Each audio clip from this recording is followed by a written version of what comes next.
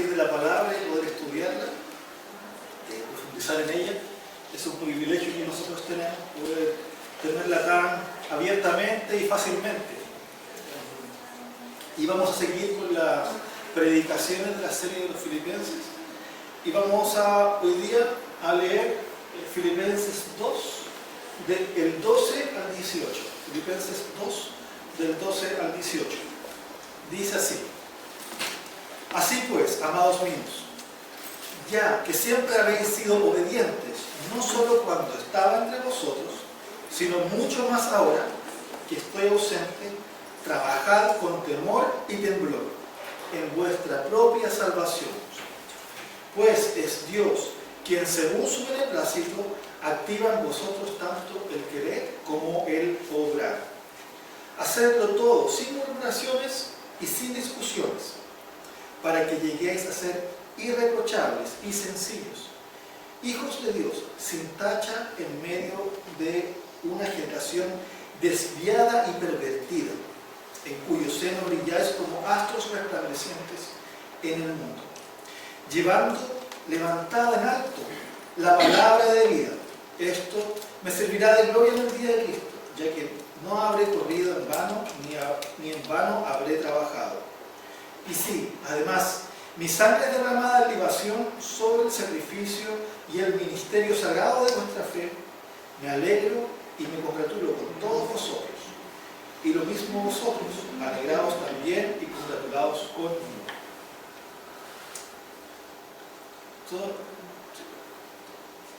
Cuando una persona, no sé si le ha tocado un trabajador, van a comprar algo y un trabajador está de mal ánimo, está molesto, y uno va a comprar algo y se nota que esa persona no está con gozo. Eso afecta a nosotros, ¿cierto?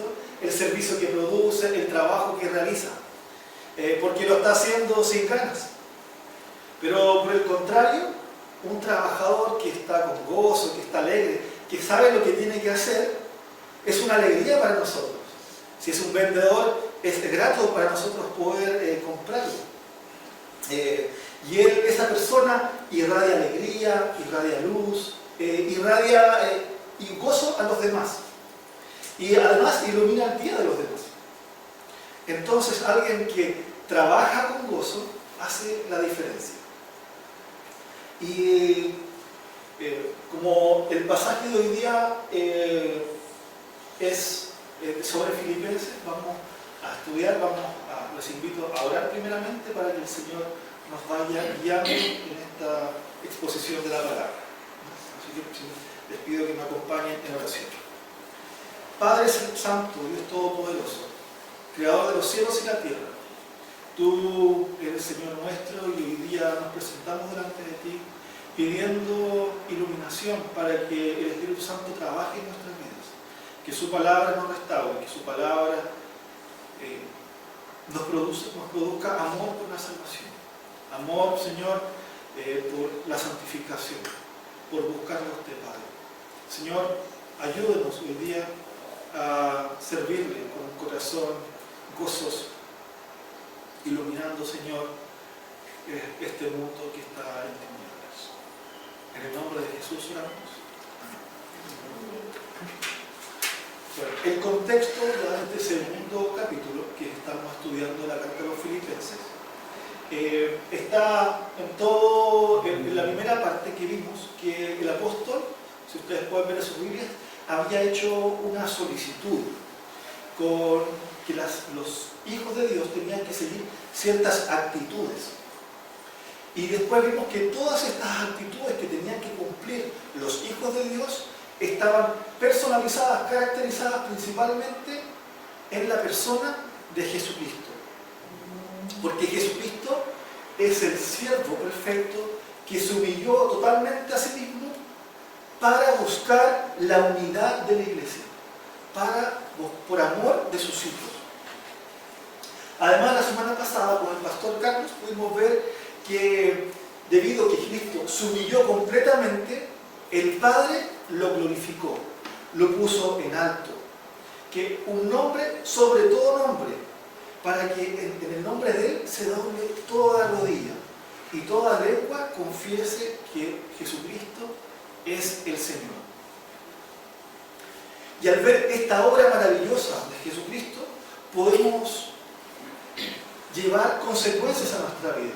Tiene que producir cambios, porque este Evangelio produce vida y produce implicaciones radicales en nuestra vida. Nos debería llegar a cambiar a cada uno de nosotros. Y espero que hoy día podamos glorificar y servir al Señor al estudiar esta palabra, trabajando con un corazón gozoso para resplandecer un mundo que está en tinieblas. Y veremos que Jesucristo nos ha dado una salvación en la que nos tenemos que ocupar, en la que tenemos que trabajar. Y es por eso que la predicación de hoy día es trabajando en la salvación con gozo resplandeciente. De nuevo, trabajando en la salvación con gozo resplandeciente. Y vamos a partir con la primera parte, que está en los versículos 12 al 14. 12 al 14, que es trabajando en la salvación. Trabajando en la salvación. No es cualquier cosa que nosotros hemos recibido en la que nos tenemos que ocupar, sino que es algo muy especial, en la cual tenemos que trabajar. Esa es la salvación, una salvación que se nos ha regalado. No es que tenemos que trabajar para ganarnos la salvación o para recibir algo en especial. Debido a que es un regalo, nosotros podemos en amor recibir y trabajar con esta salvación que ya se nos ha sido dada. Y es un regalo que proviene del amor de Cristo. Esto se observa en el versículo 12, cuando dice, así que, hace una conexión de estos versículos con todos los anteriores del capítulo 2, refiriendo que la causa de trabajar en la salvación es principalmente por la obra de Jesucristo, por su maravillosa vida. Además observamos en el versículo 12 que el apóstol dice que ellos habían sido amados. Mis queridos hermanos, otras versiones dicen amados, que esto viene de la palabra agapetoi, de ágape. Me imagino que muchos han escuchado esa palabra en griego. ¿Y qué significaba esto? Que había un amor entrañable del apóstol Pablo a sus hermanos filipenses. Un amor hermanable, había una unión, un real sentimiento hacia las personas que estaban en la iglesia de Filipos. Y el apóstol va aún más allá, porque al estudiar los primeros versículos podemos ver que este amor no era solamente el apóstol Pablo, sino que también era principalmente de Jesucristo. El mismo apóstol había recibido el amor de Jesucristo y quería que los filipenses pudieran vivir en ese amor. Y este amor había sido demostrado por la obra que hizo Jesucristo, por la humillación en su vida, al entregarse por completo, al vaciarse, al desentronizarse, para ser humano y llegar vivir una vida en forma perfecta, para así pagar el justo juicio que lo recibió, ¿cierto? Siendo el más justo, recibió el juicio más injusto. Es ese amor que tiene el Cristo por los filipenses, que le concedió un regalo, y ese regalo es especial, es la salvación. La salvación de la muerte espiritual. Jesús pagó el precio del pecado con su vida. Pagó con su muerte para que nosotros pudiésemos tener vida. Entonces la salvación es Cristo Jesús, viviendo en forma perfecta obediencia, fue digno para salvar a sus hijos, para salvarnos de la muerte espiritual, pagando el mismo el precio de la muerte. Y ahora nos acompaña para que nosotros tengamos esta salvación. Y para poder entender lo que es la salvación, hay que entender que la salvación por lo menos tiene dos aspectos principales. Uno, lo que se refiere con la justificación, y también el otro aspecto que se refiere con la santificación.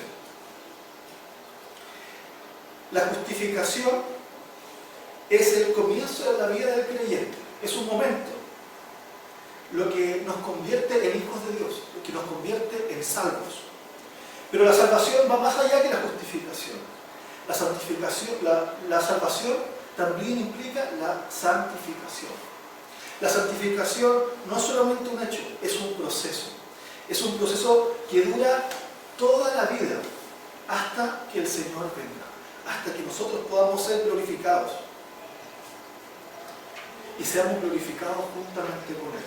Entonces, así podemos entender que nosotros podemos trabajar en nuestra salvación.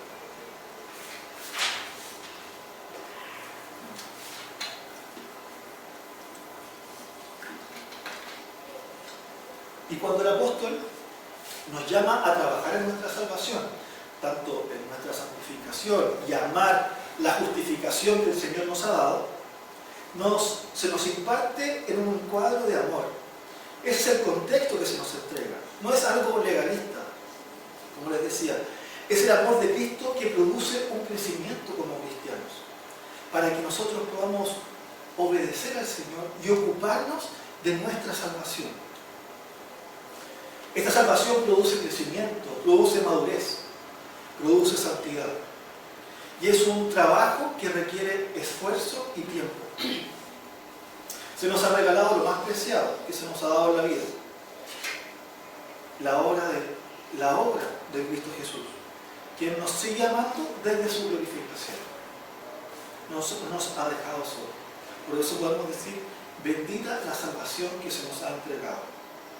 El texto también nos menciona cómo debemos trabajar en esta salvación. Este esfuerzo tiene que hacerse de una manera correcta para que valga la pena esta salvación. No es cualquier forma que tenemos que hacerlo. Ellos deberían avanzar en la salvación, deberían buscar la unidad, deberían buscar los intereses de los otros, tal como lo hizo Cristo Jesús. Por esta bendita salvación que ha sido entregada, observamos que el llamado es a trabajar con ciertas actitudes especiales, como lo podemos ver en estos versículos. Por ejemplo, dice obedeciendo. Así que, mis queridos hermanos, como habéis obedecido. Tal como el Hijo se sometió en obediencia al Padre, nosotros los creyentes también debemos someternos a la palabra de Dios, en obediencia a la palabra de Dios, tal como Jesús lo hizo. Otra cosa es consistencia. Nos llama a hacerlo en todo tiempo, en toda circunstancia, perseverando como ya lo había hecho también Jesucristo, hasta sus últimos días. Así el cristiano debe dar una evidencia constante en su vida, en cada momento, ir cumpliendo plenamente el trabajo en la salvación. Todo esto ante las tentaciones, las dificultades, nos llama a progresar continuamente, a mejorar. Es un viaje hacia Dios y también con Dios, porque Dios no nos deja solos. Otro aspecto que también nos llama a hacerlo es con temor y temblor. No es un temor o temblor maligno, sino que es un sentimiento que muestra cuán grande es Dios. Y al ver cuán grande es Dios, me produce un horror cometer pecado en contra de Él. Así tal como lo hizo José cuando se escapó. Y es el horror de ofender a nuestro ser amado. Así el temor muestra por una parte reverencia a Dios y también produce respeto a Dios. Otro aspecto que también vemos que dice que lo hacen sin murmuraciones ni discusiones. Es interesante porque la palabra murmuraciones es la palabra que se utilizaba cuando andaba el pueblo, cuando salió al desierto. Y el pueblo murmuraba en contra de Moisés. Y por otra parte, la palabra discusiones Eran las palabras utilizadas cuando ellos querían estar en rebelión en contra de Dios. Entonces, ambas palabras muestran que había un pueblo insatisfecho, había un pueblo reclamador, principalmente no en contra de Moisés, sino que en contra de Dios. Entonces, lo que nos está diciendo el pasaje, aquellas personas que están murmurando, están discutiendo, se están quejando constantemente, están siendo de estorbo para la salvación. Y esto no lo está diciendo para los no creyentes, lo está diciendo en un contexto para los creyentes. Y en contraste vemos la figura de Cristo, que a la vez, en vez de quejarse o de andar fijándose en las cosas más negativas, se entregó completamente para el beneficio de los demás.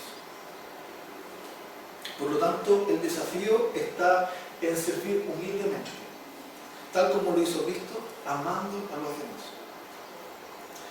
De acuerdo con esto, un comentarista, William Berkeley, agrega, dice, las palabras que usa para ocupados tienen la idea de llevar al apogeo, de llevarlo a algo más, a un clímax.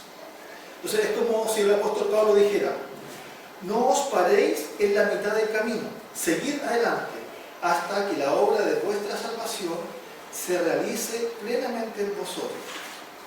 Ningún cristiano debería conformarse con nada menos que los beneficios totales del Evangelio. Por lo tanto, es un llamado a seguir adelante, a seguir en esta vida, a perseverar. Es necesario que la persona quiera perseverar, que quiera satisfacer el Espíritu. Es necesario que la persona ame las cosas de Dios. Pero vemos que en la realidad nuestra carne no es así. Nosotros no buscamos las cosas del Espíritu, no buscamos las cosas de Dios, sino que finalmente buscamos nuestro propio interés. Y de ahí que el apóstol, y el versículo 13, ¿cierto?, nos menciona que nosotros tenemos que trabajar en la salvación, porque tenemos esa necesidad de no quedarnos estancados, sino que avancemos hasta el clímax. Y también en estos versículos podemos entender el por qué trabajar para la salvación. Primero, porque aprendimos que la salvación es un regalo que debe ser cuidado. Cuando hay un regalo preciado, que es valioso, que sirve, nosotros lo utilizamos constantemente. No lo dejamos tirado. No es solamente, la salvación no es solamente un adorno, que la podemos dejar ahí guardada. Es parte importante de lo que nosotros tenemos, pero también es parte importante de quienes nosotros somos. En segundo lugar, trabajar en la salvación es porque hay un precio alto que se ha pagado. El precio para la salvación está dado en la obra de Jesucristo, en la vida, en la muerte y en la resurrección de Él. Nuestra salvación tiene precio de sangre. Por eso que nosotros tenemos que trabajar para la salvación. Un tercer punto es que también se nos ha dado la capacidad para trabajar para la salvación. En el versículo 13 dice, pues Dios es quien produce en vosotros tanto el querer como el hacer para que se cumpla su buena voluntad. Entonces, junto con la salvación que se nos ha entregado la capacidad, una nueva vida para obrar el bien, para trabajar en la salvación. Se nos capacita para seguir los estándares de Dios. Y además, un cuarto punto, también vemos que también se nos ha dado el querer para su buena voluntad. Así que también se nos da el deseo para seguir adelante. Es una gracia que se va añadiendo, esta vida que se nos ha dado en Cristo. Por lo tanto, hemos comprendido en qué trabajar en la salvación, cómo trabajar de manera de seguir las actitudes de Cristo y el por qué también trabajar, debido a que es un regalo preciado en Cristo Jesús y que nos ha dado tanto el querer como el hacer. El trabajar en la salvación ilumina, prodúcelos y resplandécelos. Lo contrario, no trabajar en la salvación sería resistir al Espíritu, el no obedecer. el dejarse estancado, el retroceder. Eso es no trabajar en la salvación. Por eso podemos ir al segundo punto, que es resplandeciendo con la salvación, de los versículos 15 y 16. Trabajar en la salvación irradia luz. Esto lo vemos en el versículo 15 cuando dice, en medio de la cual resplandecéis como luminares en el mundo. Luminares en el mundo, dice. Los luminares y las estrellas, ¿cierto? Nosotros sabemos que ellos proyectan luz. Yo estuve investigando y algunos científicos decían que los luminares solamente reflejaban luz de otro astro más grande o también solamente irradiaban luz. Pero hicieron un estudio en Australia que decía que la mayoría de las estrellas pueden también irradiar luz y también reflejar la luz. Por lo tanto, a esto nos está llamando a nosotros el apóstol Pablo, está llamando a los filipenses, está llamando esto a los creyentes, a recibir la luz de alguien más grande, en este caso de Cristo, para reflejarla a los demás y a la vez irradiar luz, producir luz, porque también es algo que el Señor nos ha dado. Y eso es lo que produce trabajar en la salvación, eso es lo que produce trabajar en nuestra santificación. Podemos producir luz. Y que esta luz no solamente es para los demás, sino que también nosotros nos vemos beneficiados. Porque la salvación resplandece luz en nosotros. En el versículo 15 dice, parte con para que lleguéis. Entonces, el hecho de trabajar en la salvación ayuda en la santificación para acercarse más a las actitudes de Cristo. Y hay tres características que nos menciona el texto con respecto a lo que nosotros podemos trabajar, a lo que produce. Dice, voy a leer el versículo 15, dice, para que seáis intachables y puros, hijos de Dios sin culpa, en medio de una generación torcida y depravada. Irreprochables. Esto muestra lo que es el cristiano para el mundo. El cristiano no solamente debe ser puro, sino que su pureza también debe ser reconocida por los demás.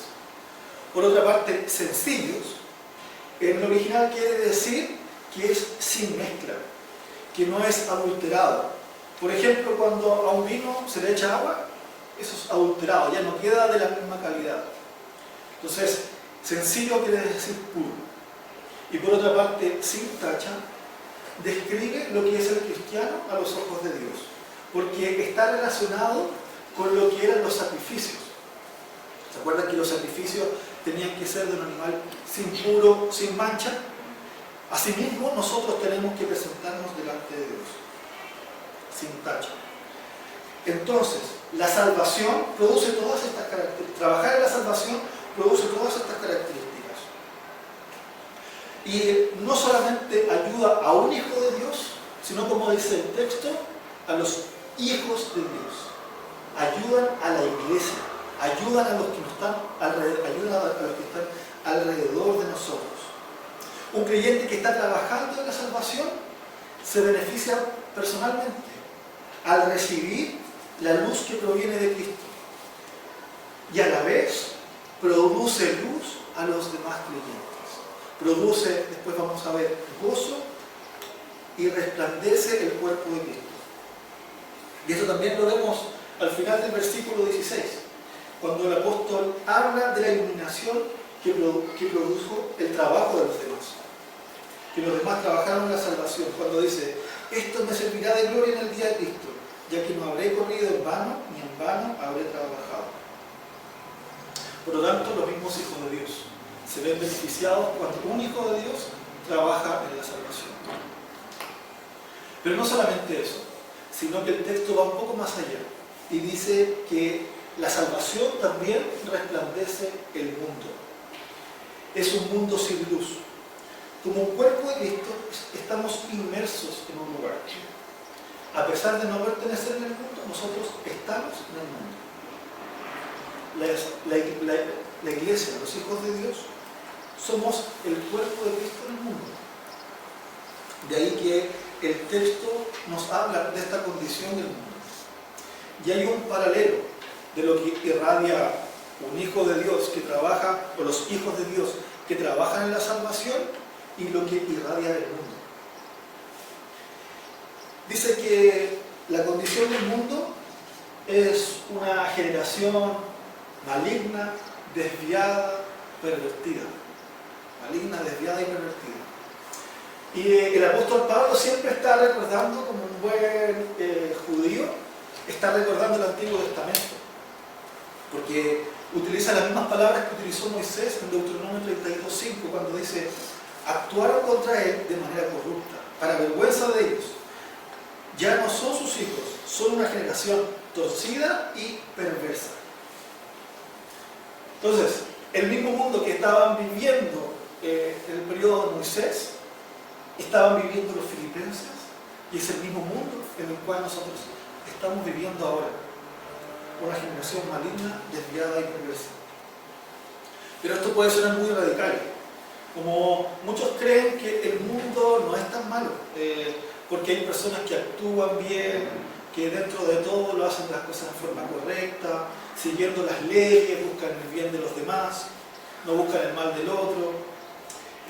Incluso si a uno las personas les pregunta: ¿tú crees que eres bueno? Sí, la mayoría de las personas se creen que son buenos, que deberían ganarse el cielo. Pero la descripción acá del apóstol igual es diferente. Ellos, al estar alejados de la verdadera luz, no pueden conocer la luz. Están desviados, están enceguecidos, ciegos, bajo una luz aparente que no los lleva a ningún lugar. Están engañados por no encontrar esa luz real, esa luz que está en Cristo. De ahí que el llamado que está haciendo el apóstol Pablo es hacer luz en medio de un mundo. Es un llamado evangelístico que permite que puedan ver la obra de Cristo a través del cuerpo de Cristo, a través de los hijos de Dios, a través del cuerpo de Cristo en la tierra. Y va un poco más allá, dice: la palabra que resplandece. Por lo tanto, uno de los medios que el apóstol Pablo está utilizando, que permite resplandecer en el mundo, lo podemos ver en el versículo 16. Dice: llevando levantada en alto la palabra de vida. La palabra es el evangelio finalmente, es lo predicado por los apóstoles, es lo que está basado en las escrituras del Antiguo Testamento. La palabra de Dios es la que permite iluminar los corazones. No es nuestro actuar, nuestra buena forma de predicar, no es nuestras capacidades, sino que es la palabra de Dios y la obra del Espíritu Santo que hace en medio de ella. Entonces es la palabra de Dios la que hace mostrar la luz al mundo, dar a conocer la luz, dar a conocer a Cristo, mostrar su obra redentora, que muestra que hay vida, y es una vida que es eterna. Por lo tanto, la salvación no se puede ocultar, ya sea que el mundo la viva o no la viva. Cuando uno está predicando la palabra, cuando estamos compartiendo el Evangelio y se vive conforme a esta palabra, estamos siendo de iluminación para otros. Por lo tanto, la vida de santidad y la predicación van ligadas. Es la palabra que transforma. Entonces podemos encontrar que la palabra es como un esfuerzo misionero, como un llamado para retenerla firmemente, manteniendo en el alto, como un patrón para crecer en la salvación y santidad, como la proclamación del ofrecimiento del Evangelio con palabras claras, como el testimonio de una vida que es absolutamente recta en un mundo retorcido. Entonces, de ahí que la importancia que la palabra se muestre en un mundo tenebroso, tal como lo hizo Dios. Cuando hizo la creación, dijo: hágase la luz. Es la misma forma que nos está llamando el apóstol a nosotros a compartir de la palabra en un mundo que está sin luz, para que nosotros resplandecemos como luminares como los luminares resplandecieron en el mundo de la creación. Y esto hasta la venida de Cristo, cuando Él venga en gloria, cuando se muestre a toda criatura. Finalmente va a completar esta iluminación. Y así podemos ir al tercer punto, que está en los versículos 17 y 18. Lo que produce trabajar en la salvación también es gozo. Y a la vez, el gozo ayuda a trabajar en la salvación. Es un círculo virtuoso, van ligados de la mano. Una se beneficia del otro. Trabajar en la salvación produce gozo, y el gozo también produce trabajar en la salvación. Y el apóstol es bien interesante. En estos dos versículos, si ustedes pueden ver, repite 4 veces la palabra gozo o regozo, se podría decir. Aquí la traducción me dice alegría y también congratulados. Por lo tanto, es algo importante para el apóstol. Demostrar que la consecuencia de trabajar en la salvación produce gozo. Para el apóstol, uno de los mayores premios que tenía en la vida era saber que por medio de él, por medio de su obra, otros habían llegado a conocer, amar y servir a Cristo.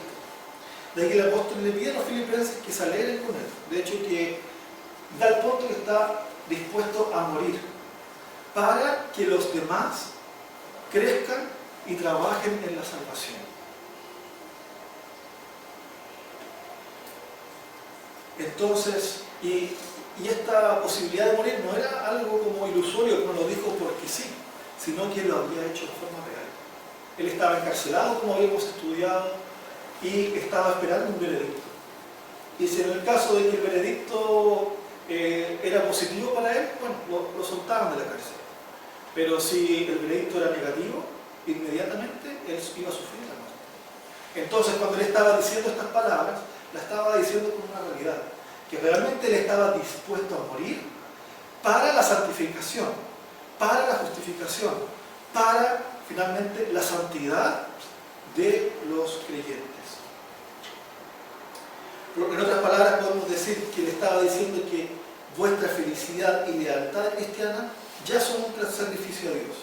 Y si a mí me tocara morir por Cristo, estoy dispuesto y contento de que mi vida se derrame como una libación sobre el altar que se ofrece en vuestros sacrificios.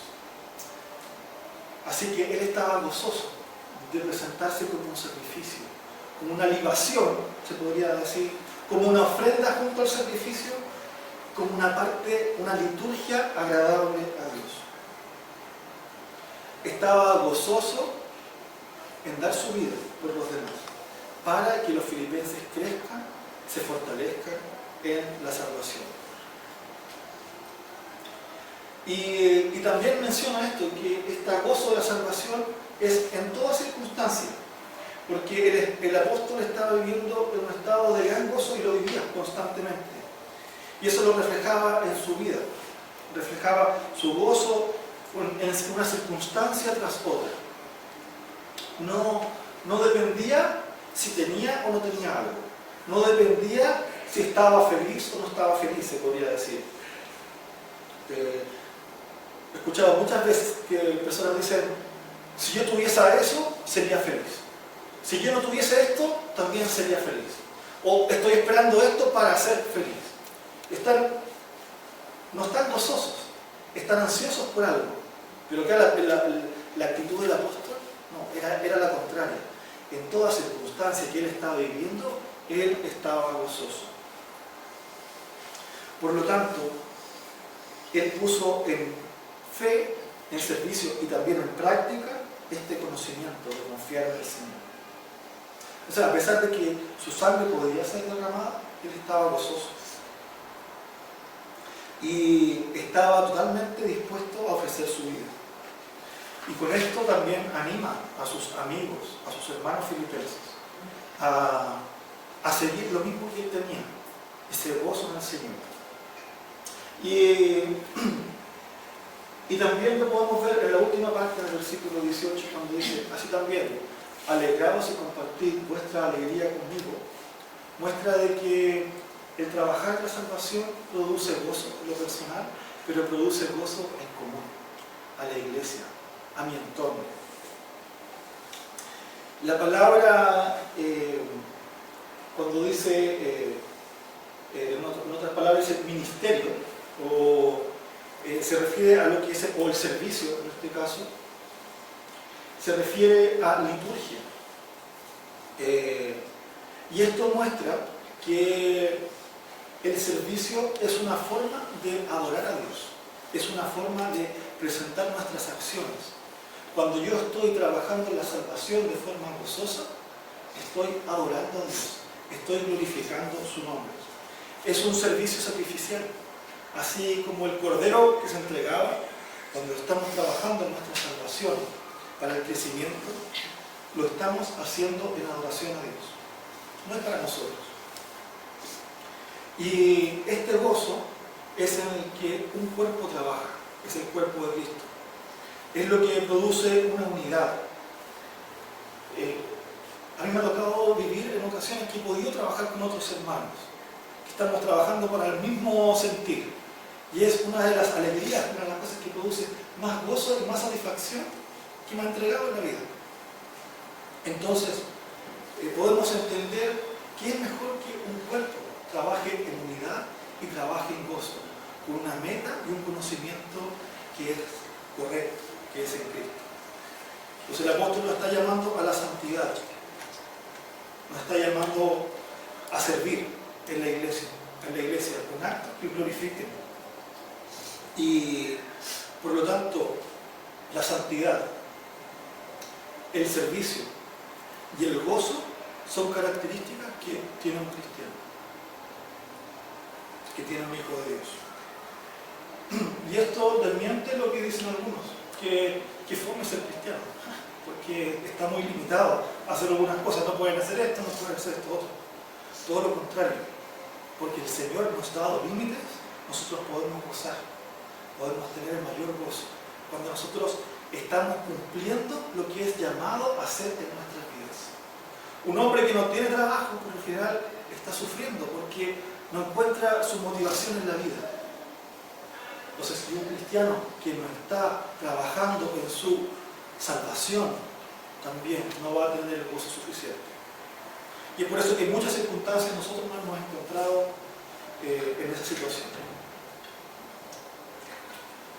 Y ya para concluir, quiero hacer algunas preguntas. ¿Estás trabajando o ocupándote en tu salvación? Esa salvación que te ha sido dada. Sabemos que ha sido una salvación valiosa, ¿cierto? Que está pagada en precio de sangre. Y que podemos disfrutar de esta maravillosa vida espiritual, de conocer a nuestro Padre, a través de la obra del Hijo y a través del trabajo también del Espíritu Santo. Otra pregunta, ¿de qué forma estás trabajando en tu salvación? Es necesario que nosotros nos ocupemos diligentemente, que hagamos en obediencia a la palabra, sin murmuraciones, sin discusiones, sin contiendas, sin quejándonos, ¿cierto? Por lo contrario, entregándonos completamente como lo hizo Jesucristo. Y teniendo en cuenta que nosotros estamos en un mundo que está desviado y pervertido, que no busca a Dios, nosotros somos cristianos, ¿cierto? Somos pequeños Cristos, que andamos en el mundo. Cuando alguien me vea, que vea a Cristo. Cuando alguien me vea, que vea la luz de Cristo. Que seamos como espejos, ¿cierto? Que estamos como estos astros, ¿cierto? Que iluminemos la maravillosa luz que tiene Cristo en nuestras vidas. Entonces, recordando este ejemplo que hicimos al principio del trabajador, ¿cierto? Que estaba trabajando en forma gozosa, nosotros los creyentes podemos trabajar en forma gozosa por nuestra salvación, por nuestra santificación, agradecidos por la obra que Jesucristo hizo. Entonces, podemos resplandecer ante la oscuridad de este mundo y, sobre todo, resplandecer la luz de Jesucristo. Oremos. Padre Santo, muchas gracias por este tiempo que podemos estar juntos, Señor, podemos estudiar su palabra. Señor, ayúdanos a ser trabajadores, Señor, obreros, que busquen la santidad, que busquen y estén alegres en nuestra salvación, que se nos ha dado en Cristo Jesús. Señor, muchas gracias por el amor que nos ha entregado hoy día al estudiar su palabra y poder encontrarla, Padre. Señor, si alguien no ha recibido, Señor, o no ha conocido lo que es Jesucristo como Salvador, hoy día pueda entregarse a Él, porque no hay mejor regalo que pueda tener de reconocer a Jesucristo, Señor, como Salvador y Señor. Ayúdanos, Padre, a ser trabajadores constantes y fuertes, porque por nosotros somos débiles, no podemos. En el nombre de Jesús oramos. Amén.